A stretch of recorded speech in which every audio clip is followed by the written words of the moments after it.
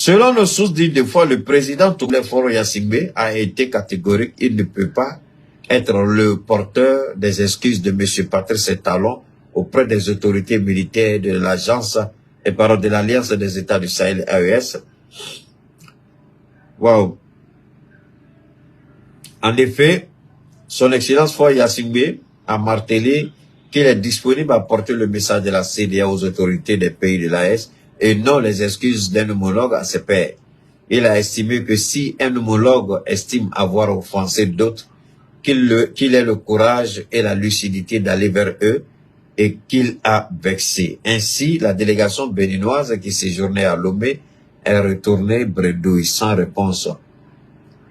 Donc le Bénin, après avoir fait la grande gueule, après avoir été reçu à l'Élysée, après avoir serré la main de ce minable petit homosexuel vendu, corrompu, indigne d'être président Macron, après qu'on ait roulé le tapis rouge, il se croyait au-dessus du monde, le petit talon. On dit qu'il faut faire tout. Le mur ne bouge pas, hein. C'est le marguerite, nous, en Dura, c'est ce qu'on dit. C'est le marguerite qui court, qui monte.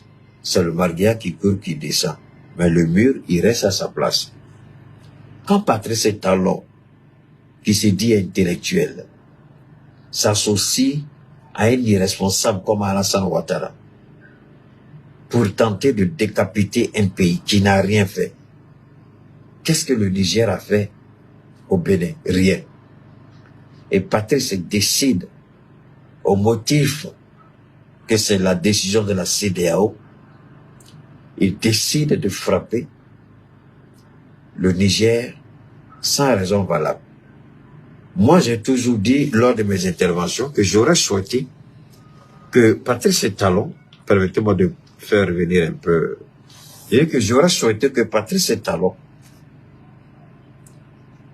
au moins se laisse les camions qui étaient déjà chargés, les camions qui portaient déjà de la marchandise.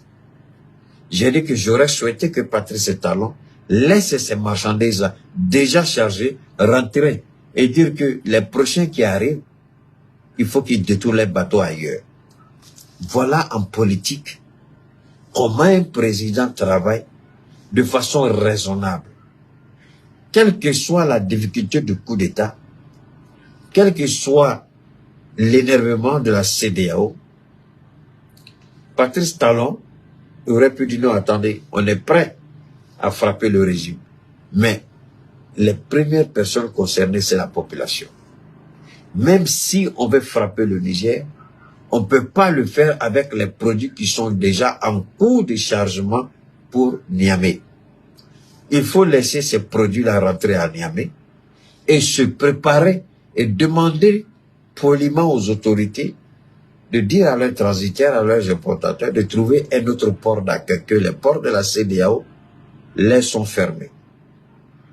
Voilà comment dans la diplomatie on se respecte. Voilà comment dans la politique on se respecte. C'est pourquoi je dis, quand vous voyez ces gens avec la grande gueule, qui ont 2 francs, 3 francs dans leur compte, ils croient qu'ils ont de l'argent.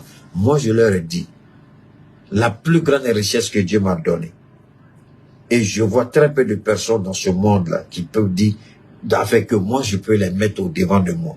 Cette richesse, elle est inestimable. C'est dans ma tête.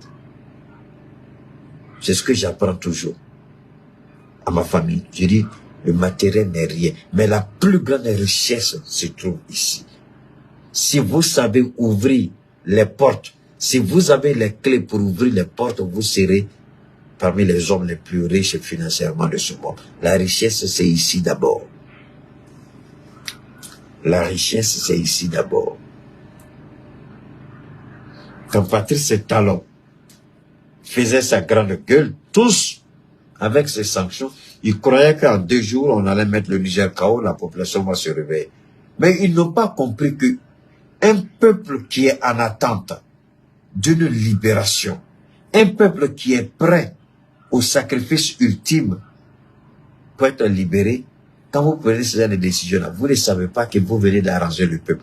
Et il n'y a pas eu une seule personne dans cette CEDEAO qui soit suffisamment lucide pour leur dire, mais attention, à quoi vous jouez là?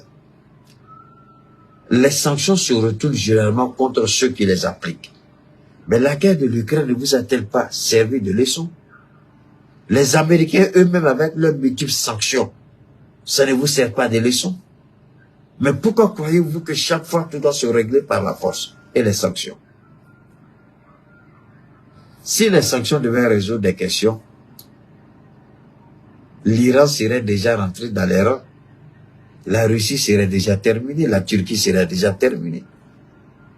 La Hongrie de Victor quelque chose comme ça.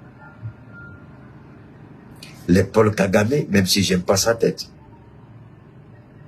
Mais alors, de quoi est-ce qu'on nous parle? Donc, il y a des choses qui, dans la vie, ne sont pas bonnes. Et Patrice Talon a démontré à suffisance